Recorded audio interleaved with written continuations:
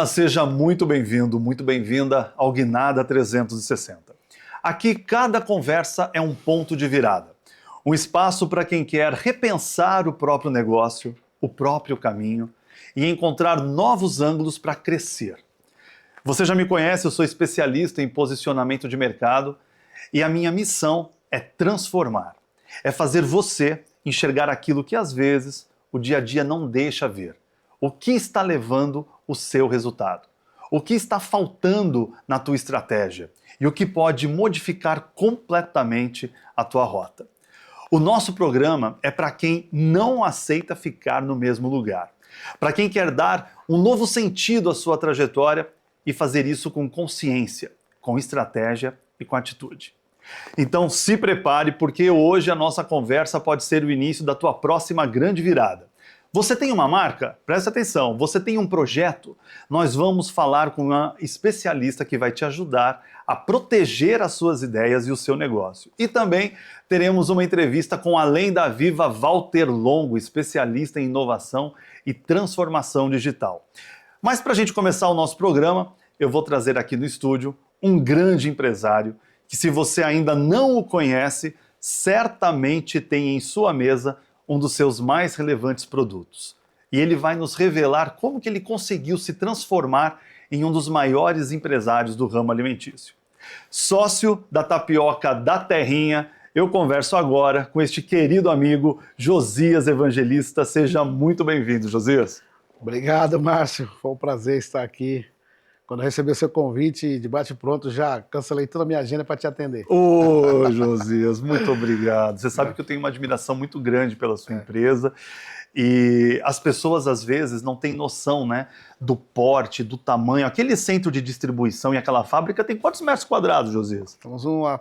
Tem mais ou menos 20 mil metros quadrados de área entre produção e estoque e escritório. E é organizado, né, gente? Assim, é uma empresa moderna, tudo muito bem feito, né, Josias? É muito bonito. A gente sempre pensou em ter a empresa pensando no consumidor final. Não? A gente gosta de estar com um produto, produzir um produto que as nossas crianças comem, que a nossa sogra come. Mas você sabe que todo mundo que eu comentei que você vinha aqui, todo mundo fala. Isso não é propaganda, gente, porque se vocês consomem a tapioca da Terrinha, essa é a verdade, todo mundo fala, é a melhor tapioca, né, Josias? Isso é legal. Tem algumas pessoas que perguntam, tem outra? Isso é muito legal ouvir isso, né? Realmente a gente está bem posicionado, embora a tapioca ser um produto que foi produzido, iniciou pelos índios, né?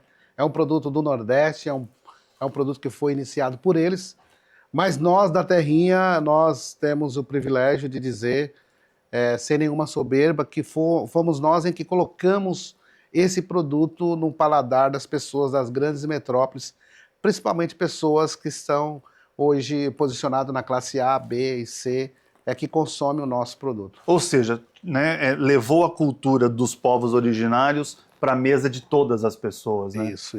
Que maravilha. Josias, como começou a Tapioca da Terrinha? Como que vocês começaram? Esse foi o seu primeiro empreendimento com seus irmãos, porque eles também são seus sócios, né? Sim. Ou você já passou por outras frentes para poder chegar nesse patamar que você chegou? Essa é uma pergunta que todo mundo nos faz, né? E eu sei que o programa ele é muito curto, mas rapidamente a nossa história, a nossa trajetória empreendedora começa em Minas Gerais. Nós somos uma família de 10 irmãos, o meu sócio é meu irmão gêmeos, né? E nós somos, com 7 para 8 anos, nós fomos ao mercado de trabalho por livre e espontânea pressão da nossa mãe. E nós íamos aos pastos pegar estrume bovino para vender para as donas de casa fazer horta, né? Então eu posso dizer que lá em 84, 85 foi a nossa primeira empresa, na nossa família, foi vendendo estrume bovino. Olha, eu não sei nem se eu posso falar, mas fomos os primeiros empreendedores do ramo de bosta. Mas é isso mesmo, porque às vezes as pessoas não imaginam, as pessoas elas veem aquele porte todo, vê um produto tão maravilhoso, e é sobre isso que fala o nosso programa, porque às vezes a gente não sabe como que a história começou, né?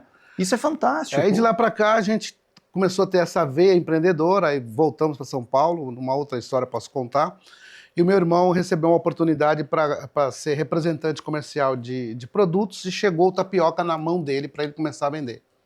Então foi um momento muito difícil porque as pessoas não conheciam, nós tínhamos uma visão, ele tinha uma visão de vender para a classe C, D e E, que são as pessoas normalmente que vieram do Nordeste, que conheciam o produto. E aí a gente começou a privar por qualidade, e aconteceu algo inverso. Nós mirávamos na classe C e D e a classe A e B passou a também admirar o produto. As nutricionistas passaram a indicar o produto tapioca. E aí, quando eles começaram a falar sobre fitness, sobre pessoa celíaco, e nós já estávamos no mercado. Meu pai tem um ditado que diz que quem chega primeiro na fonte bebe água limpa.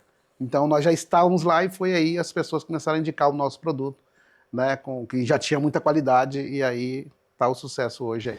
Pois é, mas o nosso programa tem como foco principal as dificuldades, mas a superação delas, né? A superação dos desafios.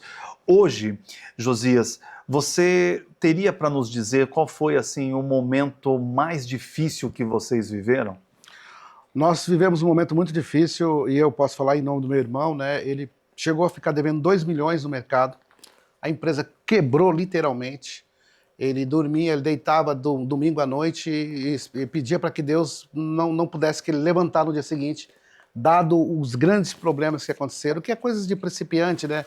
O empreendedor principiante, ele é muito aventureiro, ele esquece de um negócio chamado capital de giro. Isso acaba, né?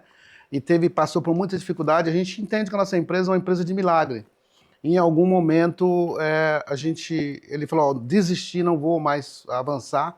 Aí entrou o meu outro sócio, que hoje somos praticamente 3 irmãos, e começamos a lutar, né, para conseguir sobreviver.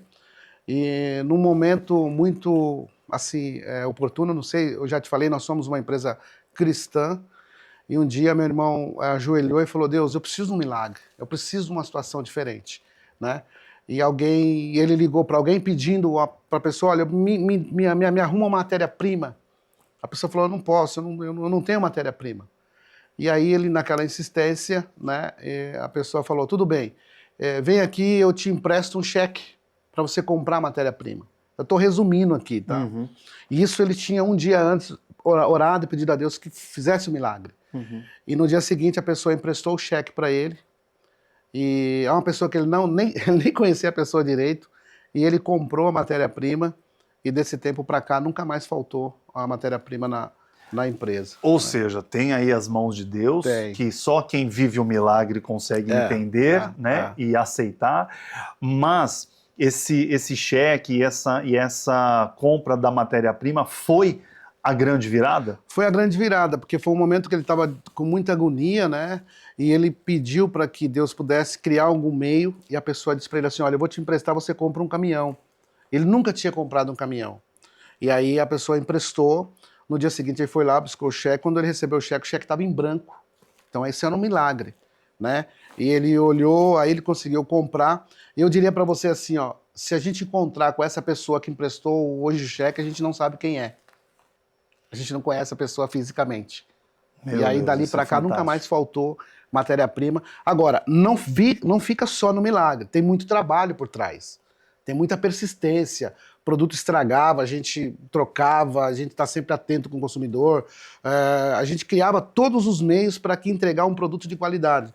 Não deixava o cliente reclamar, né? O cliente reclamou do produto, vai lá, trocava na hora, não olhava para o prejuízo. Então, assim, além dos milagres, a gente não pode ficar só no mundo folclórico. Exato. Né? Você tem que fazer a sua parte.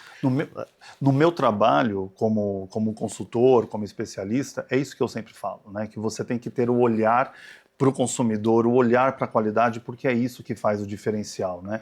Mas eu tenho uma última pergunta para te fazer, até porque o nosso tempo é curto, mas eu quero poder estender essa oportunidade na Da Terrinha, eu quero ir lá fazer uma matéria, eu quero mostrar para o nosso público quem é quem são, né, esses empresários e esse porte da empresa, mas eu tenho uma pergunta que para mim ela é muito especial, porque você falou de dificuldade e de superação.